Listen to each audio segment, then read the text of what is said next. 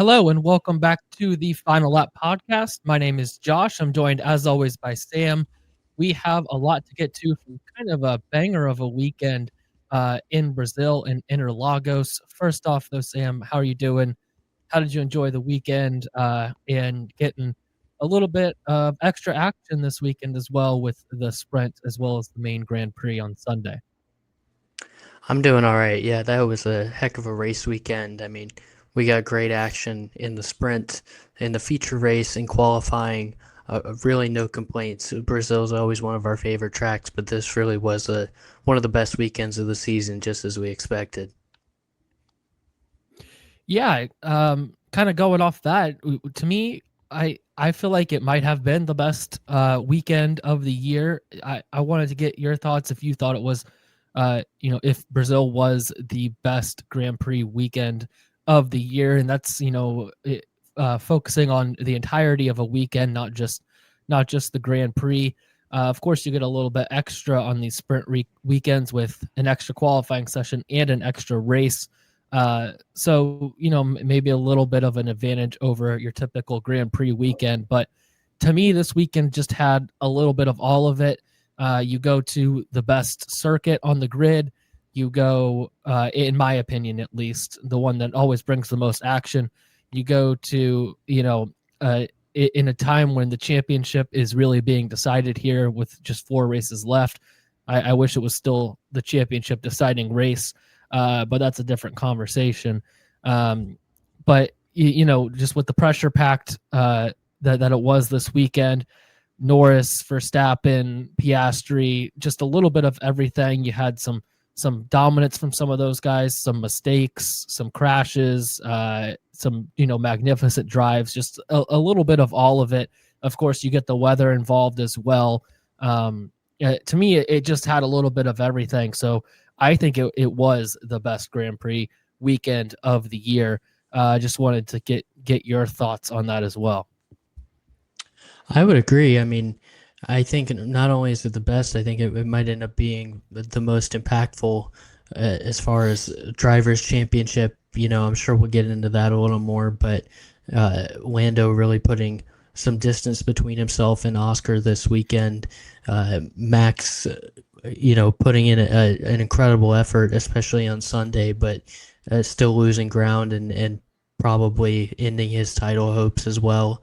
So, yeah, I think not only was this a very entertaining weekend, I think it was a decisive one as well, potentially. And, that only leads to more excitement, having championships on the line and seeing these guys at the peak of their powers. So I think it was a really between the race on its own and then also the championship implications, I would say it was probably the best weekend of the season so far. Yeah, and then on top of that, to me, like I said earlier, Interlagos, I think it's secured its place right now as my favorite track on the grid. It just always brings some sort of excitement. Something happens there. Granted, you usually get some rain throughout the weekend that helps that. Kind of spices things up a little bit. So that always helps. But the track itself, it just races so well, and it just like it looks like what Formula One should look like. Like when I watch those cars around the track, around the circuit, it's just like for some reason it just looks right. The fan atmosphere is spectacular, and even like the cars sound better there to me for some reason. Like when they're going down that straight, coming out of the last real turn, heading into turn one, just that like kind of valley that it's in, and it just like everything there is just at the top level of what you would want for a Formula One weekend. So I think also that definitely helps them, and yeah, just it's always a treat watching cars go around there. And I know some people have their quarrels with sprints and sprint weekends as well, but anything that gives any extra laps of racing, any extra laps of qualifying around a track like Interlagos, I'm all for. So I think that helps as well, having more time on track in sessions that really matter and are really competitive. Yeah, I agree, and I think that if you're gonna have sprints, it's best to have them at tracks like Interlagos, where passing is absolutely we saw it. I don't know statistically what it was, but it felt like we saw more overtakes this weekend than Mhm. about any race all year. So I think that adds to the excitement of a sprint race if it's uh, it can be even tougher if it's a tough track to overtake to do a sprint race. You only get 20 laps to really make any ground up, give or take a few. And, that can really feel like a parade and not a race when you've got such limited time and can't make a lot of ground up. But with a track like Interlagos, we've seen big runs there in a short amount of time. We saw Max early in this race. We saw Hamilton a few years ago making big runs up in a short amount of time, even if there is no weather. And of course, if there is, that adds to it. So, I don't always love the sprints, but I think that if you're going to do them, this is definitely a track to do it. So, F1 got that right, and I'll always support more racing at Interlagos. I think for me, it would be my go to number one. I think Mhm. Silverstone and maybe a couple others, maybe Monza would be right up there as well. Usually I like Japan and Spa, but neither of those were great this year. So, uh, but for me, I would still say my default go-to answer for a favorite F1 track would be Interlagos for weekends like we just saw and we saw last year and 2021. And, I mean, it feels like really every Interlagos race Mhm. for years and years now has hit. So, yeah, that would be my default favorite track. Yeah, and it's just like it's definitely um it's different, and it stands out in the fact that it holds up more than some of these other tracks do. Some of these other great tracks on the F1 calendar, like you mentioned, Spa, Suzuka, even Monza to an extent. Those are all great places. But it's been really hard to overtake at places like that in this generation of car.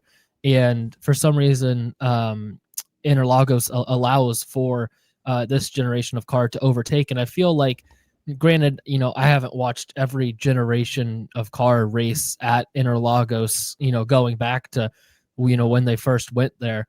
So I could be off on this, but I feel like it always holds up. It stands the test of time. And no matter kind of what car you bring there, the racing is going to be pretty solid, and you're going to get some excitement and some opportunities for overtakes and drives through the field as well, like we saw this week with Max, like we saw in the past with Hamilton, like we saw last year with Max. I mean, it's just it opens up the opportunities for guys to make moves and guys that are out of position to find their way back to the front. So it's just it holds up. It looks the part. It feels the part. To me, it's the complete package right now in F1, and it's a hard track to replicate.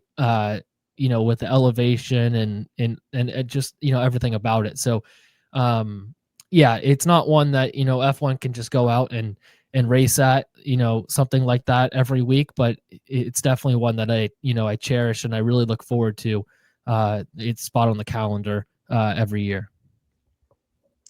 I do, yeah. And like you said, I wish it was the finale. I think that would make things even more impactful, of course, like it used to be.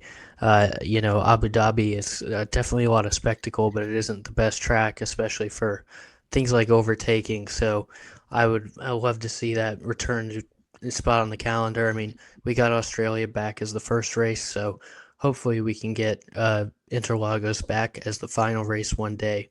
But even if not, just having it towards the end of the season now, I think is big for the sport to have, a nice run of tracks here with Austin as well, and a few others that can provide good racing. Mexico can be a little 50-50, but I feel like we've gotten some good races there recently as well. So, um, yeah, a lot of fun here coming down the stretch, and would love to see it get tweaked a little bit, but I still think F1's in a great spot with Interlagos and where it is generally on the calendar. Yeah, I agree with that. All right, and enough Interlagos talk. I think we've expressed how much we enjoy that place, although I think it deserves it. We could go on for a while talking about how great Interlagos is. But let's get to what happened actually on track this weekend. Lando Norris wins his second straight Grand Prix, also wins the sprint on Saturday, moves up to 24 points ahead in the championship. Coming out of the Mexican Grand Prix last race, Lando Norris retook the championship lead up 1 point. Now leaving this weekend, he's extended that lead all the way to 24 points in the championship. The big takeaway for me is obviously the championship lead is extended, and we can get into that later, but it's definitely something has looked different for Norris lately. I'm not sure exactly what it is. He's hinted at it a couple times after the Mexican Grand Prix where the fans were booing, and after this race as well, the fans, I didn't hear any boos, but he just said, he's just trying to uh, basically keep all of the noise out, block out the haters, if you will, and just focus on what's in front of him and what he can control. So there's definitely he's expressing some sort of change of mindset, I guess. But I just want to know, at least in your opinion as well, what has changed for Lando Norris really since the summer break, coming back from that down in the championship, pretty substantially, and slowly making his way back, and in these last few weeks, really taking control of the championship here. Yeah, I mean, I think it's tough to know, but I think what he said about blocking out all the outside noise is really massive because that's something that we talked about earlier in the season. Felt like he Mhm. might have been having some struggles, and that was a big part of it.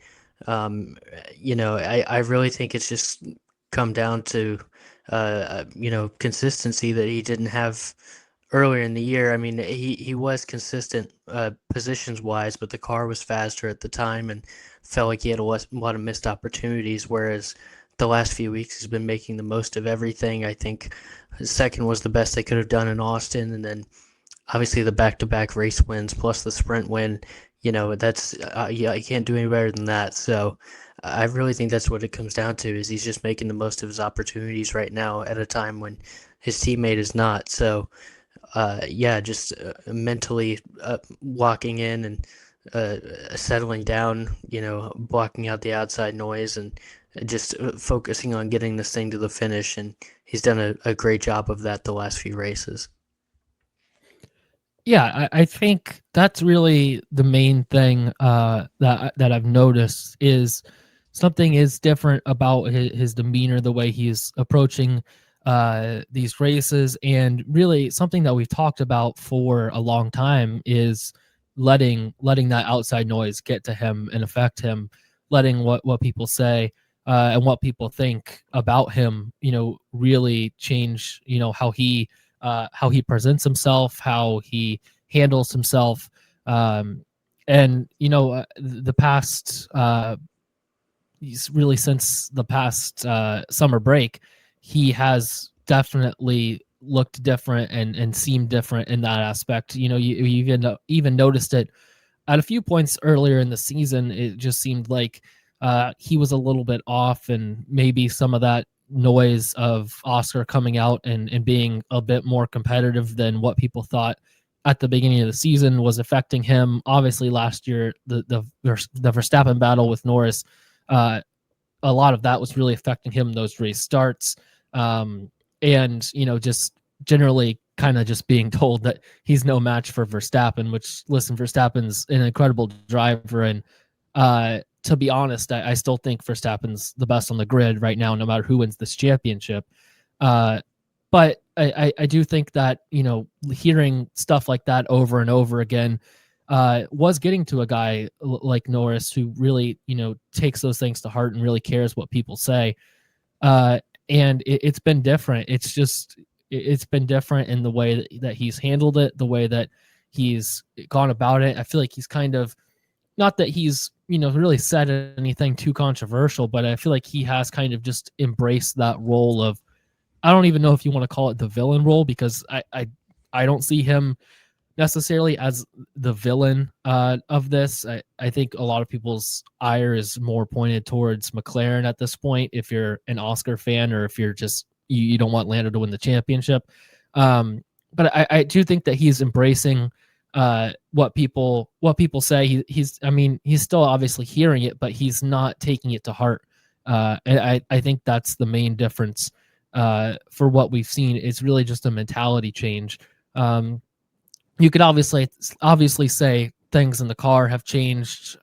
Maybe it's just slightly favoring more of his driving style at the moment, or these tracks in the second half of the season are favoring his driving style more. I think that there is that as well. But the big thing to me is the mental change that we've really desperately wanted for Norris the past couple years to really reach his full potential, and now I feel like we are seeing that, which is really fun to watch if it's going to keep up like this. Him driving out there in the best equipment and really putting on a show, I think is good for the sport as well. And the more people that can challenge for championships on the grid, I think is great too, even if you're not a supporter of Lando necessarily. Yeah, I agree, and I think that really looking back, you can even go back past summer break. I think back to that incident in Canada where he tried to force it past Oscar and ends up crashing out of the race there. I think since then, obviously, he goes first, second, first into the summer break. Um, he's really, by my count, Yeah. he's only finished behind Oscar once uh, since that incident, with the exception of the Dutch Grand Prix where he had the engine failure. So, uh, really, since that moment, I think he's learned and gradually grown throughout the season. I think it's very easy to get down on yourself in a moment like that because even that early on, it felt like the championship was slipping out of his hands. I'm sure you could go back Mhm. and find clips of us saying that he was out of it or that it was going to be difficult to bounce back, and now he's Mhm. up by 25 points or so. So I think at the end of the day, he kind of just took stock of the situation and used moments like that and a few other moments throughout the early part of the season to kind of grow as a driver. And got to give him credit because obviously Baku didn't make the most of it, but he still obviously beat his teammate that weekend, and every other weekend he's really made the most out of it. I think since that Canada incident, so a fair play to Lando, and he's definitely grown in my estimation as a driver throughout this year. I still agree with you on Max being first, and I think a lot of other guys have a claim to that second and third spot, but Lando's got to be in the conversation right now with the way that he's grown as a driver throughout the year, at least in that conversation behind Max for who's next up for best on the grid. Yeah, that's a great point about Canada. It does feel like that was a little bit of an inflection point for him. Looking internally at what went wrong there, a move that was pretty obviously uh, his fault and could have also taken his teammate out of the race. But one where it just was kind of unnecessary. It seemed like he was the faster car at that point. He was going to probably get the overtake done if he was just a bit more, if he just had a bit more patience there. Uh, so yeah, I think that's a great point about Canada. And if you look at that, it's been 11 races since then. Like you said, he's only been beaten by Oscar head to head on track twice in that time span, and one of them he had an engine failure. So it felt like Oscar's dominated this championship for so long. But if you look at the results, the past 10 races, 11 races, it's kind of been more domination from Norris, and you wouldn't expect that because it's felt like Oscar has been, the calm one, the steady one, and then we had the Verstappen run for a while, and all that time Norris was just eating away at that points advantage. So yeah, I think he might look back at Canada in the end if he's still, if he manages to win this championship, which is still a big if. But if he does, he's going to look back at Canada maybe as actually a positive for this season and for his career, possibly of a big learning moment for him. And possibly a change of mentality and of confidence as well, actually, of just putting all of that stuff behind you and moving forward when things get hard. So yeah, I think that something's definitely changed, and it's mostly mental in my opinion, and I feel like yours as well. Yeah, I agree, and I think that's an interesting jumping off point to talk about Oscar as well, because Yeah. Lando sort of had that defining moment in Canada and has responded very well, gradually throughout the rest of the season, has Mhm. grown as a driver, like we've said, and found a good run of form here, whereas Oscar was consistent for uh, pretty much the whole season up until Baku. Had to spend in Australia, but otherwise was consistently very good to great the whole season. And then that one disastrous weekend in Baku, and since then he has not been on the podium, hasn't been able to respond the way he was looking to. So, I still think Oscar's a very capable driver and, a guy that could be a champion one day, but right now he's not responding in the way that you need to in the face of adversity, which could be a mental thing, could just be a few bad races. Guys go in and out of form in F1, and that's normal. But yeah, that's kind of the tale of two seasons right now. Is Lando had his moment earlier on and has learned from it and capitalized since, whereas Oscar has struggled since his moment to make that comeback and really seize control again. Yeah, that's a great comparison there. And a good jumping off point, like you said, to touch on Piastri here. Really, another disastrous weekend for him in Brazil. Started, it was interesting because he started the weekend ahead of Norris. It looked like in practice. In the end, Norris was able to lay down the better lap and end up ahead on the official timing sheets, but all of practice until that last flying lap for Norris, Piastri looked better and kind of significantly better by a few tenths for most of that session, and then things unravel from there. He's out qualified in sprint qualifying by Norris, and he crashes in the sprint. Tricky conditions, but still one that if you're fighting for a championship, you can't have those moments, especially this late in the season, and let very valuable points slip away. And then he's out qualified again by Norris in Grand Prix qualifying. Um, Actually, kind of makes up a little bit of ground, but also with some controversy involved, and that gets penalized and finishes the race in P5. Also loses out on points from Verstappen, who started the race from the pit lane, with Oscar starting P4. So that just kind of shows you how haywire the weekend went for Oscar. Also, how good it went for Verstappen in the end. But we'll get to him later. So this weekend, along with the other weekends as well, really ever since Baku, like you mentioned, even maybe going back a little bit before that, although his results were still good, then good enough to probably win a championship. But ever since Baku, is it something where the pressure is starting to get to Piastri? Is that what's going on here, or is it? We've touched on this before. Is it more these circuits don't suit him very well because we have seen in the past seasons him not perform well at these circuits, or is it something with the car, the handling just isn't feeling right? You'll get the conspiracy theorists out there as well saying that they're sabotage from McLaren, and that's why Piastri isn't performing here. But in the end, what do you think is going on with Oscar Piastri right now? Is the pressure of the championship getting to be too much for him. And that's why we're seeing all of these mistakes that we were not used to seeing at the beginning of the season. Yeah, I definitely think that could be part of it. I mean, this is his first championship fight, his first season really consistently fighting for race wins and consistently being on the podium. So, with that comes a lot of pressure. Even a lot of great champions or eventual champions struggled their first time in the spotlight like that in F1 and other sports as well. So, this is a major pressure moment.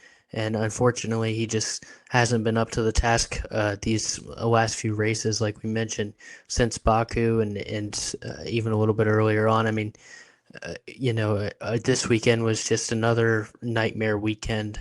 Uh, he gets a little bit of a pass from me for the sprint wreck just because two other drivers right behind him did the same thing. Two other world class Yeah. drivers. I think it's, Mm-hmm. I'm not saying he was perfect there, but it was just an unfortunate situation. And but the the feature race wreck, which he ends up skating away from, okay, but except the penalty, of course, it was uh, was not great. It was definitely a little over aggressive and just another major mistake. If he hangs that out and plays it the right way, maybe he ends up second or third on the podium there. Even if he's behind those guys initially, I think that McLaren had more pace. So it just was unfortunate that 10-second penalty knocks him back, and at that point, there's not enough juice to get back on the podium from there. So, yeah, it's another disappointing weekend, and the mistakes are just piling up, and it might be pressure, it might just be a bad run of form. It could definitely be both of those things, and it's just all the worse at the wrong time for Oscar. Yeah, to me, it does kind of feel like the pressure is getting to him at this point.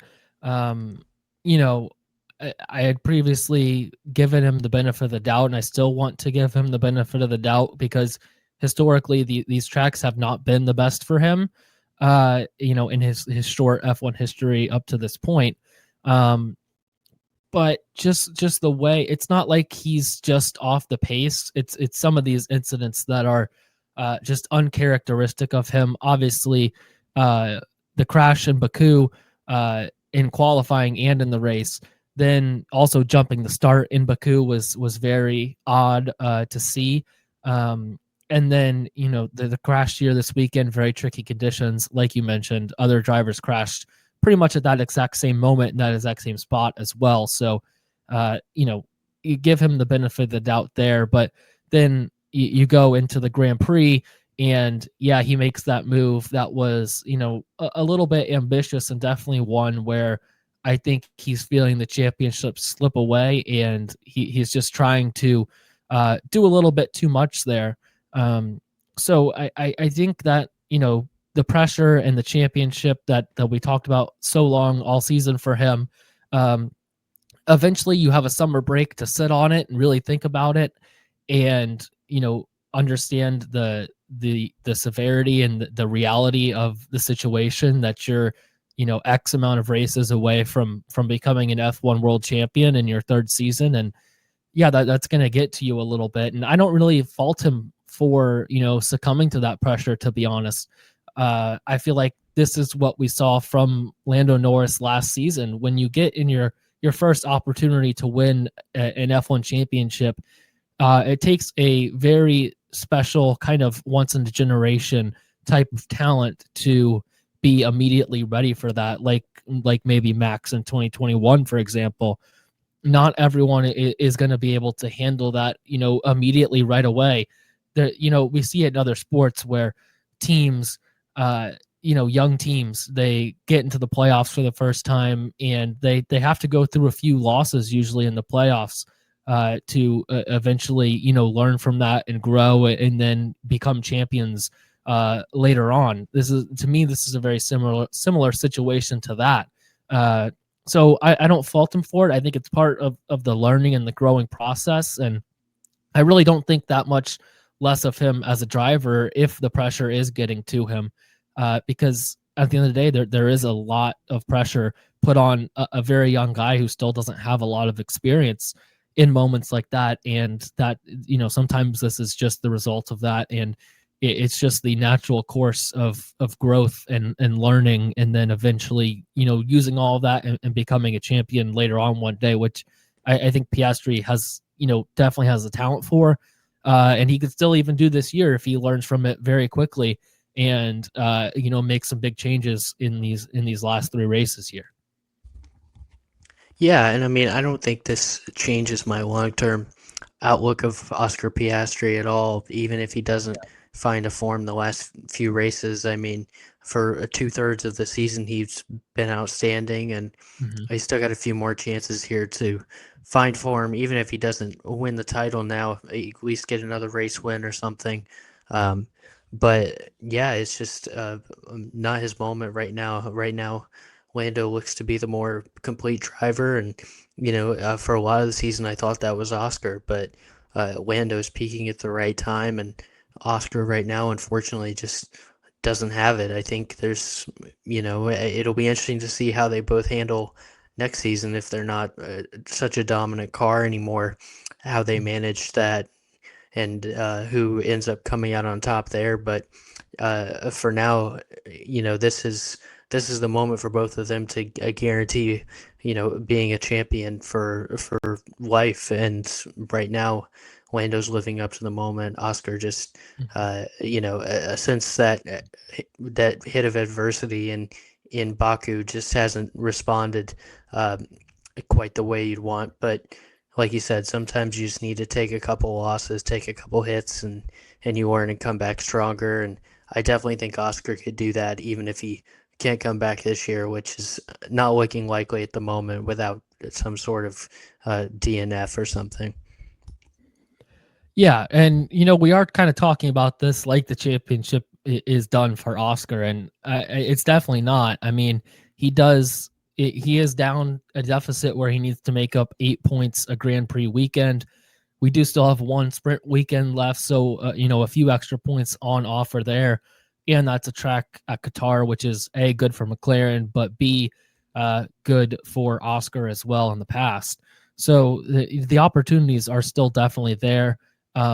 Norris has had some issues in the past in Vegas. I remember the first year he had a big crash there in Vegas. So yeah, there are opportunities left for Oscar.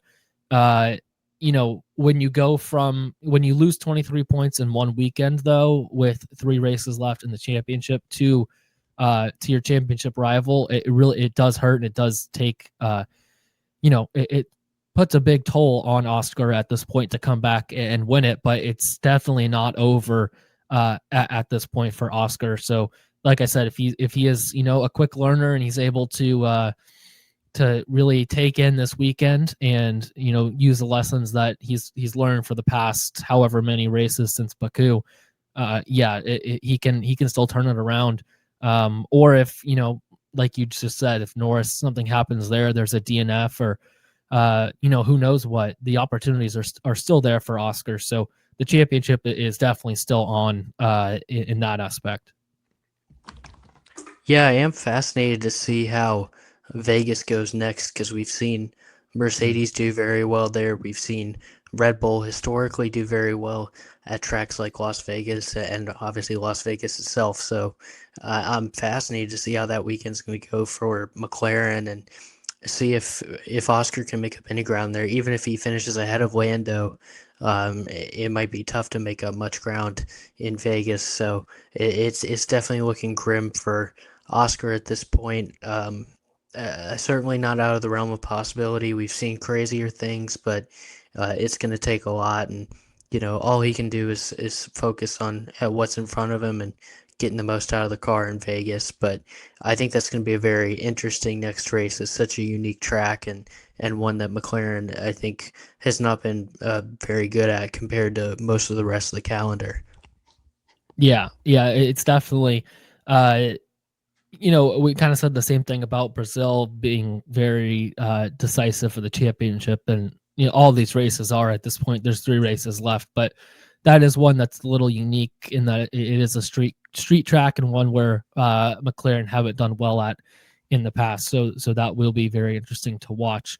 A little bit more from Piastri from this race. He does when he makes that move trying to get to second, which he was in for a little bit. He locks it up, hits Antonelli, who hits Leclerc. A big incident for Leclerc there, obviously, putting him out of the race. Piastri and Antonelli survived the race, but Piastri is hit with a 10-second penalty for that incident there. What do you think? Was that penalty for Piastri correct? Do you think he deserved 10 seconds there for that incident, or do you think it was just a pure racing incident on a restart? And there should have been a little bit of leeway there for Oscar because of it. I think it's a tough one, honestly, in that there's not much you can do there. I think that the smarter move from Oscar would have been just to back out before the corner and let that play out, and not risk going out of the race in that moment. I know certainly we've criticized drivers before for not being aggressive enough, and that's certainly the kind of moment down in the championship with your teammate in the lead where you think you need to be aggressive. But going 3 wide into that corner with Antonelli and Leclerc closing on you it's a very difficult situation. I think, personally, I'm okay with the penalty. I saw he got penalty points as well, 2 penalty points, which I think is a little harsh. But at the end of the day, he did cause the incident. He did lock up and was the one to make contact and ended up with Charles out of the race. I think if Charles had been fine, it would have been easy to label it a racing incident. But when you end up knocking a driver out of the race, it's tough to just go on with no penalty there. I think we've talked before about 10 seconds being a little bit too harsh, and that might be the case here, but I definitely understand a penalty just given that he caused the incident and caused the driver to retire from the race. Yeah, I tend to agree. I think I can see his argument of, Antonelli kind of turning in on him a little bit, just kind of squeezing him, into that corner. And I can also see the argument that there is a little bit of leeway, like we see on race starts, turn one, lap one incidents. But to me, a restart is a little bit different in that sense, and your single file when you take the restart and it's a moving start, it's not a standing start. I think that there is a little bit of a difference there between a race start kind of leniency and then having that same leniency for a restart. I think those are different things.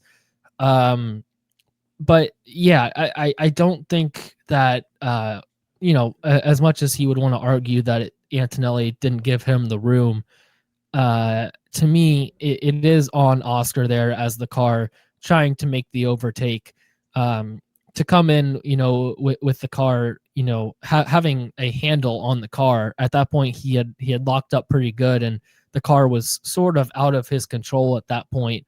And then on top of that, I know the ahead at the apex thing is kind of dumb, but he was pretty far behind Antonelli when they made contact. Earlier on the straight, they were pretty level, but by that time Antonelli had kind of he had almost cleared him, honestly, at that point.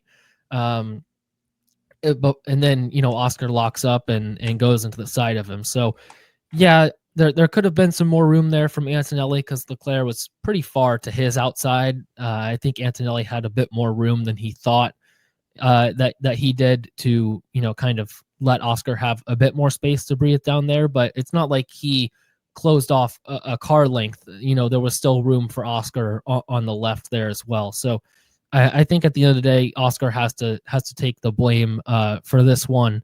And yeah, I just don't see the defense for him here. I could see his arguments, but I don't think that they hold up enough to merit no penalty. And it does suck to have parts of this championship decided by penalties, but at the end of the day, you have to issue everything the same, whether it is coming down more towards the end of the championship, or if it's first race of the season and it's back markers. You have to issue everything the same, and I think that the stewards were I think they were pretty level with what they've done the rest of the season on that one.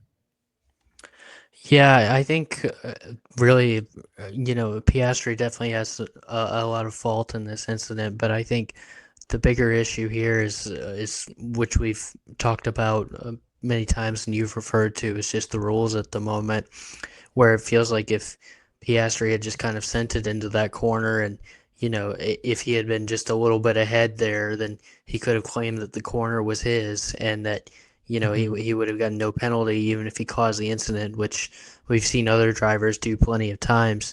And he, instead of trying to totally just take it straight on, he makes an effort to make the corner. And of course, like I said, I think the penalty is deserved because he causes the incident. He hits Antonelli, and which leads to Leclerc getting knocked out of the race. But I think at the same time, it's we need to reevaluate the rules, like we've already said before, and just kind of have a real look at how we evaluate overtaking and what should and shouldn't get penalized. Because I think, even though I think Oscar's at fault here in a lot of ways, I also think that at least he makes an effort to make the corner, and it tries on some level not to get in any kind of accident there. It just ends up causing one nonetheless, but certainly it at least makes an effort to try and make the corner. After we saw just in Mexico, we saw so many drivers not even making an effort to make corners, and that leading to a whole nother mess. So once again, it's something I hope the FIA reflects on in the off season, is the overtaking rules and how they can be better applied to encourage both safe driving but also great racing, and not just watching guys send it into the corner and hope that it doesn't cause an accident. Yeah, I agree with that. I think that it's past time for the FIA to take a look at this and really come up with a a much more inline rule system, much more consistent rule system going forward for overtaking purposes. Because like you said, some guys do take advantage of that. Not to name names, but I think Verstappen has took advantage of that rule pretty well the past few seasons. And granted, the rule's there and he's taking advantage of it. It's not like it's I think Verstappen's a bad driver for it or a dirty driver for it. It's just he's taking advantage of what the rules are. I don't blame him for that at all.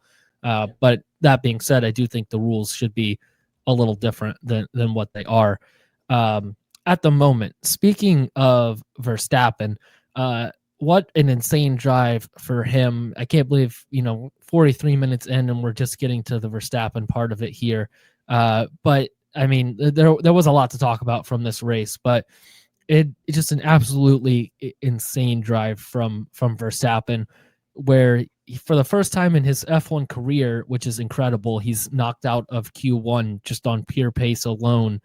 And then, they make some changes to the car. So he starts from the pit lane, starts P19 from the pit lane, and also has a puncture at one point in this race and is able to, go all the way from 19th all the way up and finish on the podium in third with a really good shot at second at the end. Just wasn't quite able to get Antonelli there at the end. But, despite this drive being so incredible for him, in the end, still this weekend, it just wasn't enough for Verstappen to really keep his championship hopes alive here. There's still a ton that can happen. And when you see a drive like this, you don't want to count a guy out of a championship, even if he is down almost 50 points with 3 races left. But it is going to take a miracle at this point. And it sucks to be kind of talking about that after what an incredible drive that we witnessed.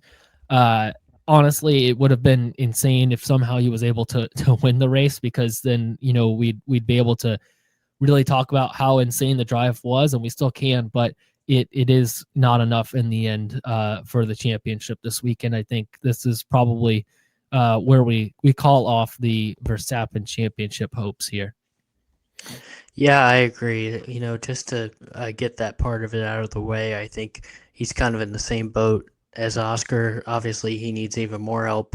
Um, he's gonna need I think, DNF from Lando, at least one, and also he's gonna need them to have a mega weekend in Vegas, as well. He needs to win that race and have McLaren's finish off the podium there, to make up some ground. But putting I aside mean, the championship, yeah, go ahead. at this point, sorry, he is pretty much 2 race victories down at this point, with 3 races left in the sprint as well. So I think he almost needs 2 Norris DNFs at this point, and obviously to win out everything, including the sprints. So yeah, it is. I mean, just to put into perspective, the kind of hole he's in right now.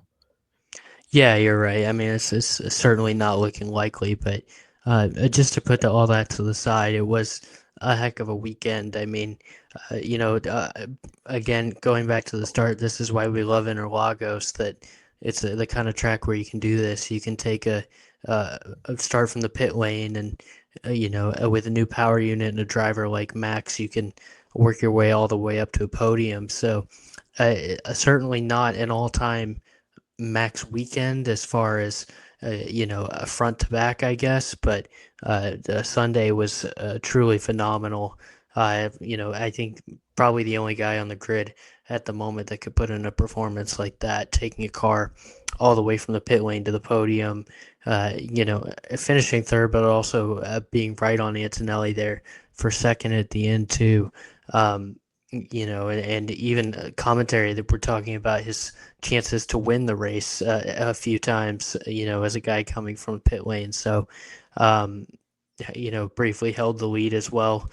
So just an incredible Sunday from Max, the kind of Sunday that, you almost don't want to take for granted, because it's like you expect Max to have these crazy performances, but every now and then he still does surprise me, and just really another mind-blowing weekend here to end up on the podium after all the ups and downs. Would have been easy to be down and out a little bit after the sprint and qualifying so far back, and then the pit lane start. Even before the race, you feel like your championship hopes are over, and probably feel like you don't have any chance to win that race, but you still make something out of it, ending up on the podium. And like I said, I think he's a one of a kind right now.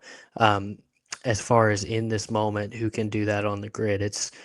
He's truly special, and yeah, I'm excited to see what he can do these last few races if he gets a little better car from here on out. Yeah. To me, it is. I think it's one of my favorite things in motorsport, to, even if it's not your favorite driver, to watch a guy in an F1, NASCAR, IndyCar, whatever it may be, to watch them go from the back to the front and just carve their way through the field, just looking so much better than everybody else.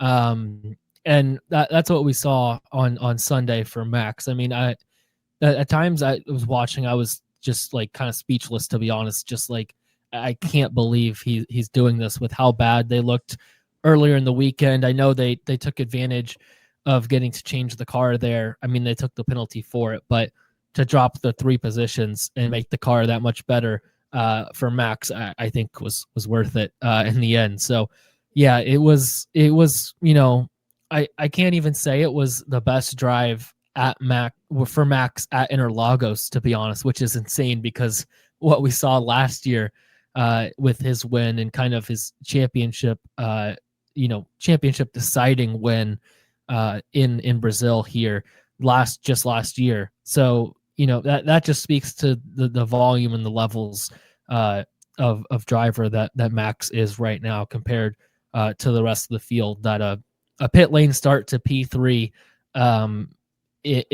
after being knocked out in Q1 on pace, is not even his best race, his best drive through the field at the same track in his career. Really speaks to the levels that he's at right now.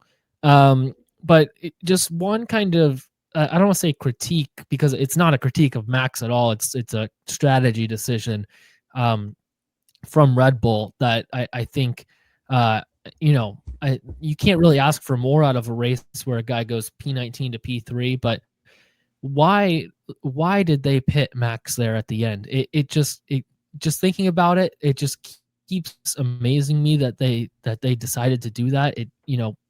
It's just I don't understand it because yes, Lando on newer tires in probably a faster car is probably going to make that move in the end and get ahead. But he still might lose out P2 to Antonelli. But at the very least, I think you end up in the same position where you finished in P3. And we saw Lawson as well hold on for a very long stint on the same medium tires and be able to defend pretty well from the guys behind in the closing laps. So I feel like the opportunity was there. And, in a weekend where you have looked so off the pace and where at this point in the championship for Max, it's all or nothing. You have to go for everything because you're so far back in the points. Why not stay out there and try and hold on, try and win the race on old tires, or hope for a red flag and you can come in and change your tires while it's still and while nobody is moving and everybody's allowed to change their tires as well, but you're out in front at that point. You're P1 with fresh tires and you have Max. You're not going to lose that race. So to me, that decision just didn't make any sense coming from Red Bull.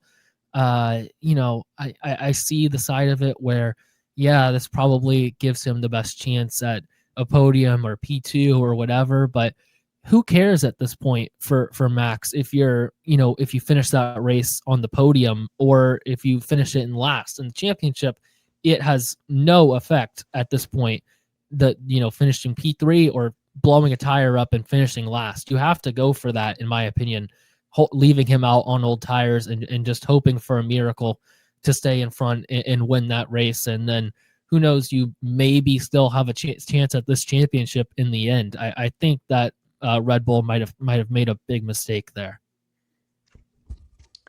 Yeah, I see where you're coming from here. I think in the moment I didn't really think of it as a mistake just because I think it was, it would have been pretty much impossible to hold off Lando there. But I do see what you're saying about Max.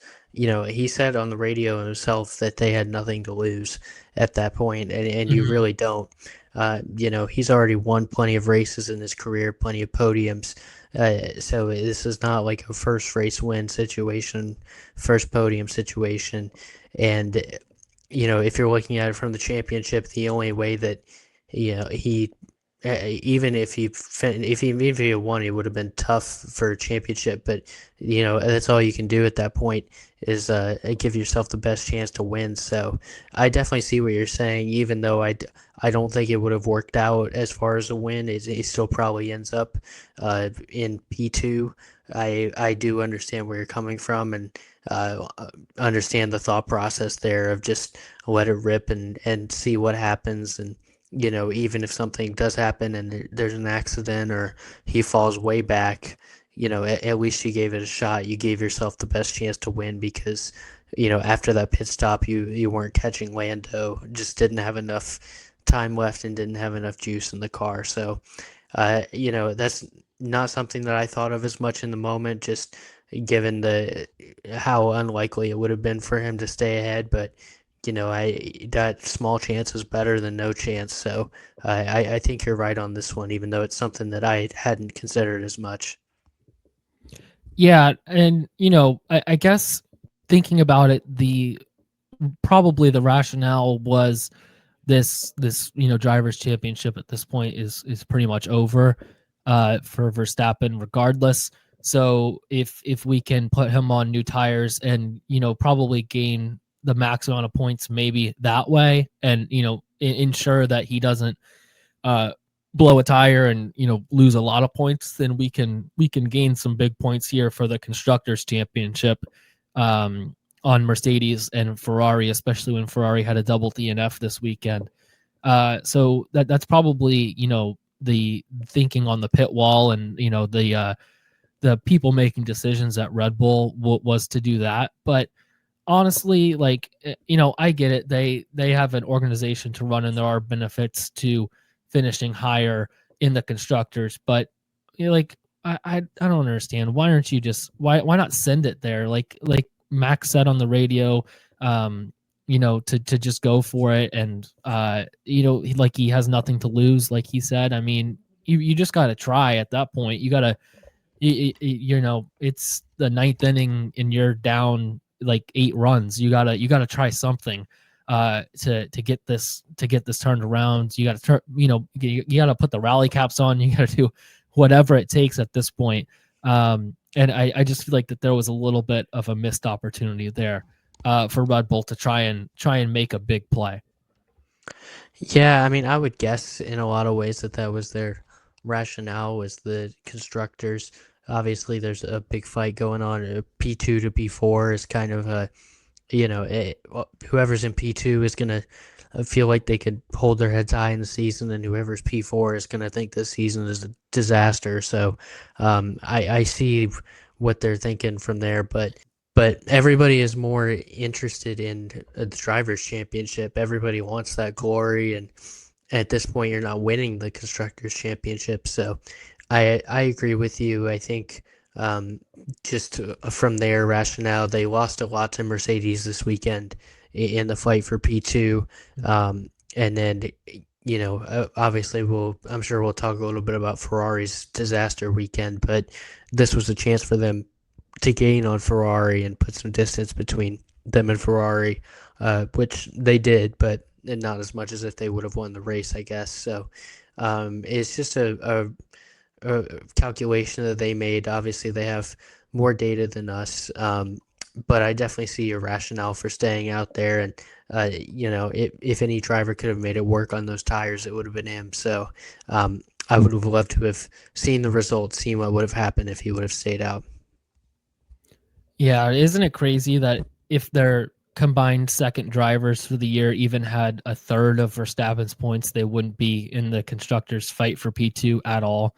All they need is a guy to have a third of what Verstappen's bringing to the table, and they're not getting that right now. And that's going to be a big discussion going forward, that second Red Bull seat as well. Who ends up there next year alongside Verstappen? Let's hit on our personal podiums real quick for the weekend. This one for me was, I think, the hardest one of the year to decide P1 on my personal podium. It's between Lando and Max for me, and you had to make the decision on who, if you're trying to decide this, on who had the better weekend overall or who had the best race. If you're going best race, just best Grand Prix, yeah, Lando did great. He won by 10, 11 seconds, but obviously Max had the best race of anyone out there. But to me, I just have to go with best weekend overall, especially at this point in the championship, and Lando finishing every competitive session in P1. It's really hard to go against that. When you're looking for your top spot on the personal podium. So yeah, I think the Max weekend was great, and not to spoil my P2, but he's my P2 on the personal podium. But Lando has to take P1 at least for me, because the weekend as a whole was just so good and exactly what he needed in the championship as well. Yeah, I'm also going Lando for the same rationale. Something that I've tried to be consistent on lately, when a driver is so dominant throughout the weekend that they deserve that top spot. Lando, not only with the feature race, but also with sprint qualifying in the sprint race, was first all the way across the board, both qualifyings, both races. And for a guy in a title fight, there's nothing more you can ask for. Mm. And I think, assuming he closes this out like we expect he will at this point, I think this is going to be the decisive weekend that we look back on.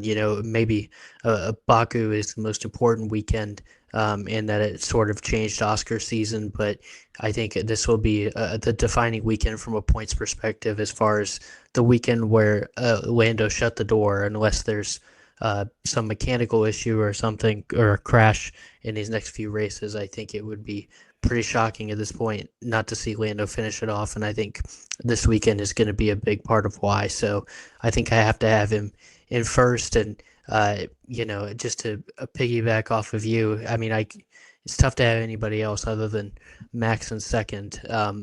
Even though his qualifying was a mess by his standards, just to fight all the way back to a podium is just an incredibly special drive, and it's just impossible not to have him on our personal podiums after a fight like that to get on the actual podium. So, yeah, I'm right there in the same boat with you on 1 and 2.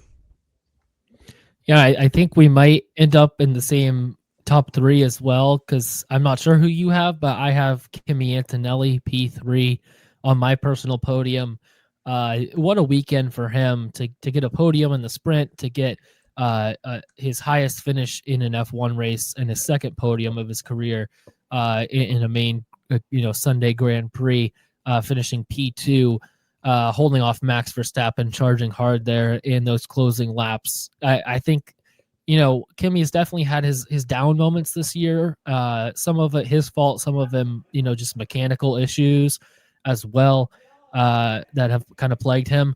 But I just think, moments like this, moments like what we saw in Miami, it's just, really eye opening to see the future that this kid might have. And when you remember that he's 19 years old and was still taking high school classes at points in this season, I think you kind of understand that he's going to make some mistakes, and it might take a little bit of time, but the talent is it's definitely there. And there's weekends, even not where he's finished on the podium, where you can see that it's, he's got as much talent, as much young talent as just about anybody on the grid that I've seen in a while.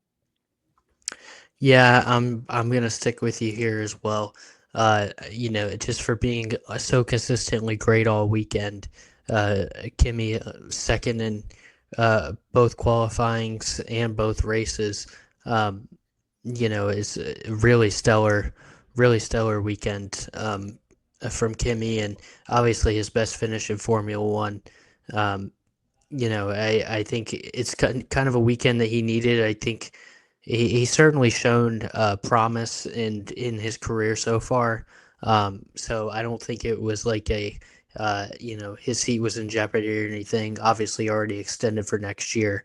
But it was a sense of like he needed this, just needed another reminder of what he can do and how capable he can be, and he just was really phenomenal all weekend.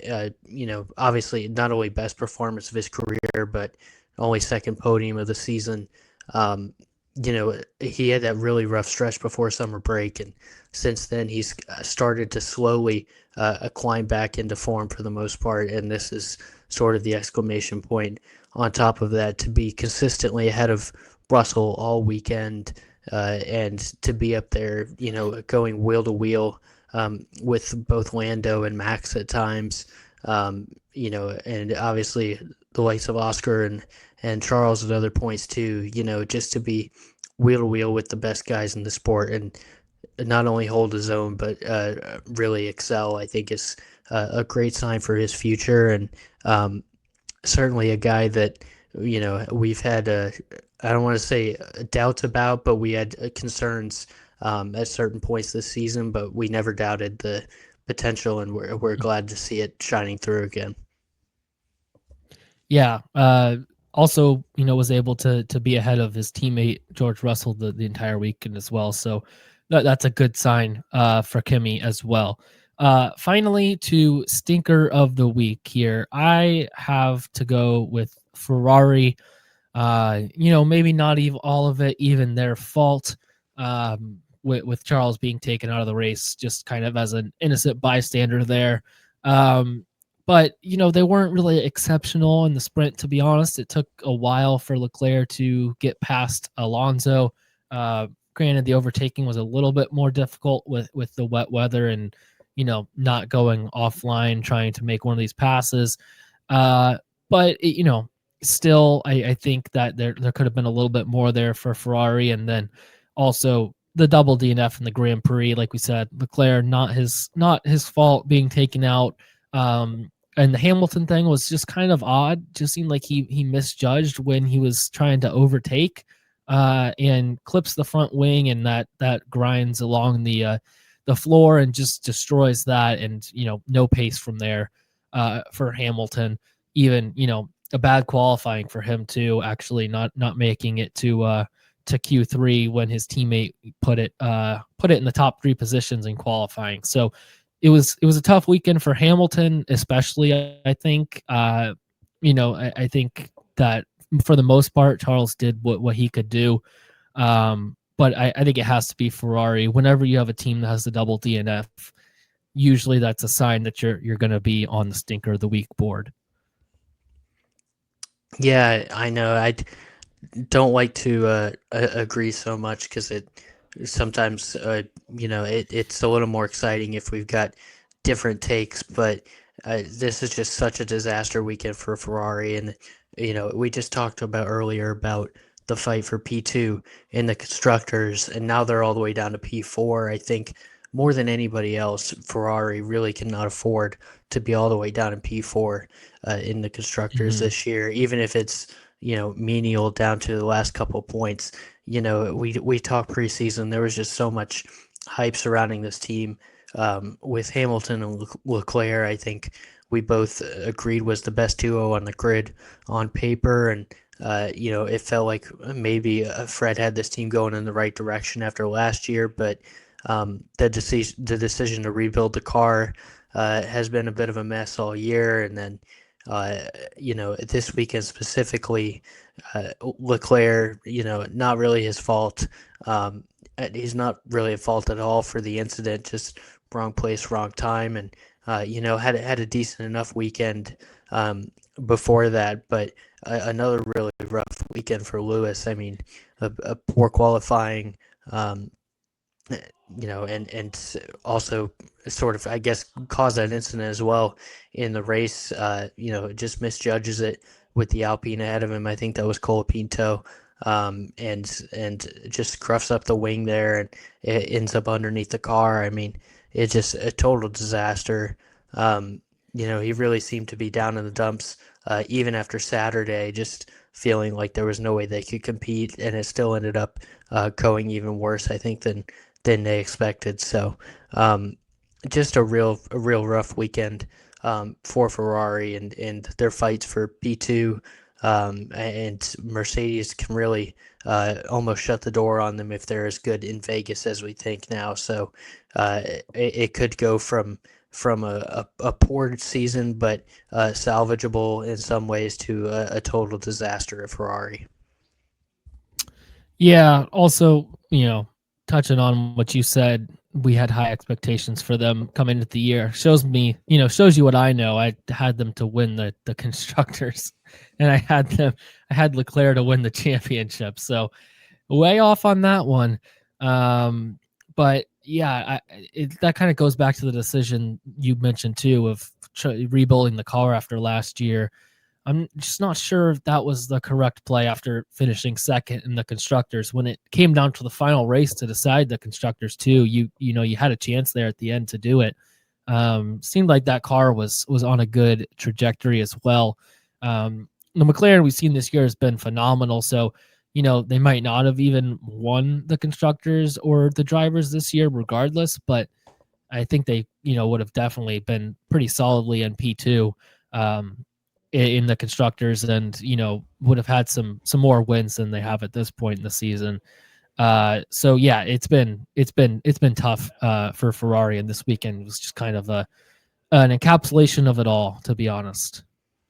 Yeah, and especially with the situation, obviously, all due respect to Carlos Sainz, who had a very solid career at Ferrari, but when you know you've got a seven-time champion coming in Mhm. to pair with Charles, who's one of the top three or four drivers on the grid right now, I think it's kind of a slam dunk to just keep going the direction you're going and keep building, Yeah. especially with only 1 year left before new regs. You might as well max out what you've got Yeah. and then go from there. But yeah, I think that's I think we're gonna look back at that. Well, I mean, we already are, but even more so once we fully wrap the season and do a full look back, it's gonna be probably the most puzzling decision of the year so far. Why they rebuilt that car, I don't know. Again, McLaren's been so good this year; they probably don't win the constructors, but they probably at least win some races and put a lot bigger stamp on the season than they have, and instead it's going to end up looks like it's going to end up being about as much of a disaster as we could have expected. Yeah, the Ferrari thing is tough. It looked like there was a lot of momentum coming into the year, and it's not panned out that way. The only other quick honorable mention I had for stinker of the week uh, might have been Gabriel Bortoleto. At his home race, he wrecks in the sprint. It was a very hard hit, which was good to see him walk away from 50 plus G hit. It was a really big hit there into turn one. And he's able to walk away from that one fine, which is everything you could ask for in a situation like that. That he's okay. But then in the race as well, I know he gets kind of tagged by Stroll, but to kind of double DNF of his own to not finish either the sprint or the Grand Prix in front of his home fans. I know that's probably that's a big bummer for him. And he's been great this year, so it's no big thing on Bortoleto as a driver. It's just this weekend. I think he would have even hoped for a little bit more in front of his home fans for the first time as well. Yeah, I think that for me personally, if I had to have another stinker, I would probably say Yuki Tsunoda. Just seeing Max come all the way up to a podium position and Yuki Yeah. down in 17th. But I think also that this race was not 100% on him. I think, uh, there was obviously the 10-second penalty, which was on the team, and then also. Uh, he to be fair, he did a punt Lance that was not ideal, but just not a great weekend from Yuki or from Red Bull there. The strategy was off, the driving was not great. So that's just another unfortunate situation there when you compare that to what his teammate did this weekend and just extrapolating that over the rest of the year too. Yeah, I think Yuki was just trying to do the right thing in front of the Brazilian fans by punting Lance there, getting some payback for Lance punting Bortoleto earlier in the race. I think he was just trying to be a good guy, and that bit him out in the end because he got the 10-second penalty, and then he got one of my favorite penalties, which is the penalty for failing to serve the penalty correctly, and he has to come back down the pits again and get another 10 seconds on top of that. So yeah, you're right. Probably a weekend that couldn't have gone any worse for Yuki, especially at this point. Feel like Red Bull's probably already made up their mind there, but this definitely doesn't help if they haven't. Yeah, I gotta say too, that was that Yuki Stroll incident was the rare punt where the guy in front of I can't remember who it was in front of Yuki, but he gets away from the incident I think it was clean. Colapinto. Yeah, that sounds right. I thought it was an Alpine. Like just watching Yuki punt the driver ahead of the driver ahead of Yeah, him, it was truly special. That was uh, he really just let it rip into that corner and that's what I'm never had any saying. chance. That's what I'm saying. It might have been premeditated. He was trying to win over the Brazilian fans because you just don't see that usually. A guy, he goes a car ahead of the car in front and takes him out. So yeah, I think there might be something to this theory that Yuki is trying to just win over the fans to just cheer him on with their driver out. Yeah, I mean, frankly, he needs as many fans in his corner as he can get right now. So Yeah. it might have been a good strategy, in all honesty. At least, uh, I'm sure he'll win over a lot of fans if this is the end of him in F1. If he goes out punting Stroll, I'm sure he'll win some people over. Yeah, but like, I mean, like, what's gonna happen if he doesn't? He finishes like 14th or 13th or something. Like, yay, that's not gonna make a big impact. So you might as well, try and win some fans in the process. I think it was a smart marketing and business strategy there by Yuki mid race. That was good stuff from him. Last bit of news before we wrap up. Franco Colapinto signed on for an extension at Alpine. Will race for them in 2026. Just wanted to get your thoughts here about this news. I don't think we've seen the best of Colapinto this year, but he's also driving in a car and a team that has um, outwardly said they've given up on the season. So hard to judge someone in a car like that and a team like that. But maybe next year Alpine will have a bit more of a bit more care in the season, and they'll put together a car that doesn't want to make them give up halfway through, and we can see Colapinto, actually, have some solid finishes in that car. Yeah, I know it's tough to defend a driver who doesn't have any points on the season as far as returning for next year, but I will say Colapinto has definitely progressed since summer break. He's been competitive with Gasly pretty much every weekend until this one. Frankly, Gasly, I there was just too many guys for the personal podium this week, but he manages points in the Yeah. sprint and in the feature race, which is really Mm-hmm. fantastic given where Alpine's at right now. Yeah. Um, but regardless, outside of that weekend, Colapinto's been very competitive with Gasly recently and beat him a few times. So I think he's definitely progressing. And there's certainly other guys they could have gone with that um, would have made sense as well. But I don't think this is a terrible decision. I think that this is a guy that's going to get a lot of sponsorship money and eyeballs onto the team. And right now, we don't know what their development is like for next year, but right now, this is a team that's in pretty dire straits. So, you're not going to get any championship winning drivers over to Alpine right now. So, I think taking a bet on a young guy who's progressing and seems to be doing better, give him next season and see if he can continue to progress. And if not, you can reevaluate from there. But I don't think this is a terrible decision. I think that this is a guy that's getting better, and hopefully he can find this form early in next year that he's found at the end of both of the last two seasons, really, with some Mm-hmm. good runs at Williams and then now at Alpine. Yeah, it's just really hard to judge at this point with the Alpine situation. Who deserves that drive, because you put anybody in that car, and we all know how good Gasly is, for example, and this is the first weekend where we've even seen a sign of life from him in the past like 5 months, to be honest. So it is tricky to figure that out at this point. Hopefully, I think their thought process is we've seen a lot of good from him at Williams in that short stint last year, and with a new car in 26, we can see how things play out there and kind of move forward from there on. Because I don't think this extension moves beyond 2026, at least in my understanding. So yeah, I think their thought process is maybe we try and give them a competitive car next year and see how it pans out, and then go from there and make our decisions on the driver lineup moving forward after that. Yeah, exactly. I mean, I'm okay with this as a 1 year flyer.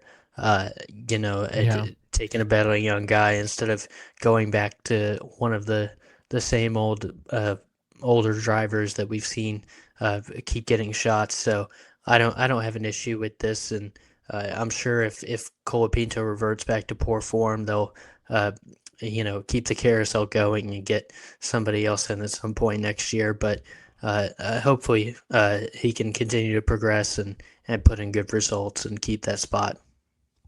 Yeah, I agree. He's a good driver, so it's always fun to watch him mix it up. He's an aggressive driver and never afraid to pick a fight on the grid. So that'd be good for him as well to stick around. I'd enjoy watching him in a competitive car. I think.